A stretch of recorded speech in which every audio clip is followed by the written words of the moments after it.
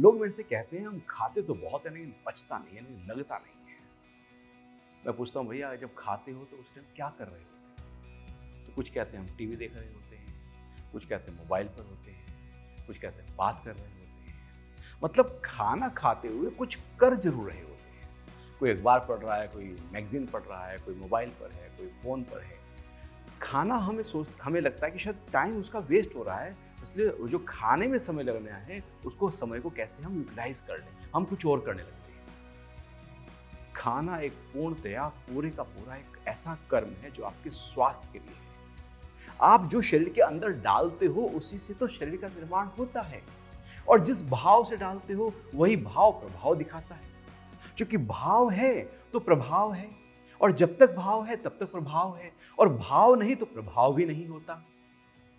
जब आप खाना खाएं तो क्या हम ये भाव रखते हैं कि ये भोजन मेरे शरीर के अंदर जाकर मेरे बल को, बुद्धि को, आयु को, आरोग्य को बढ़ाएगा? हमारा ये भान ही नहीं होता, हमारा ये ध्यान ही नहीं होता। हम भोजन को पूरी तरह से स्वाद उसका ले ही नहीं पाते, क्योंकि हमारा मन कहीं और उलझा हुआ होता है। हम किसी टीवी पर कोई प्रोग्राम देख रहे होते हैं, हम किसी चर्चा में होते हैं, हम आधे अधूरे होकर खाना खा रहे होते हैं। इसलिए भोजन का प्रभाव शरीर पर सूक्ष्म स्तर पर पड़ता ही नहीं है। इसलिए आप जब भोजन करें तो उसको बहुत ध्यानपूर्वक करें, फूड मेडिटेशन करें। मतलब जब आप भोजन कर रहे हैं तो भोजन हो और आप हो, पूरे के पूरे उसमें इन्वॉल्व होकर करें। आंखें उस भोजन में पूरी तरह से देख रही हों।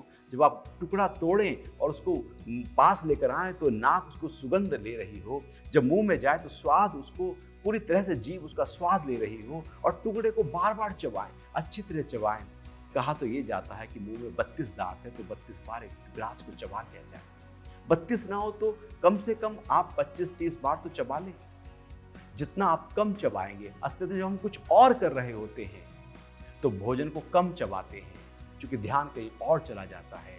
लेकिन जब आप केवल भोजन कर रहे होते हैं तो आप अच्छी तरह से चबा पाएंगे, और जब आप अच्छी तरह चबा पाएंगे तो उसका सलाइवा में अच्छी तरह से उसके रस मिक्स होंगे, और भोजन के पाचन की क्रिया जो मुख से आरंभ होने वाली थी वो बेहतर तरीके से होगी, और जो भोजन आप कर रहे हैं उसका जो पोषण है वो आपको अच्छी तरह से मिलेगा। पाचक रस अच्छी तरह से बनेंगे, भोजन बहुत ज़्यादा प्रभाव डालेगा। इसलिए ध्यान रखिएगा, भोजन जब करें तो भोजन करें, कुछ और ना करें। क्योंकि यदि कुछ और किया, जो कर रहे हैं वो पक्का होगा, भोजन कमजोर रह जाएगा, और भोजन से शरीर का निर्माण होने वाला था, शरीर कमजोर रह जाएगा। हरि ओम।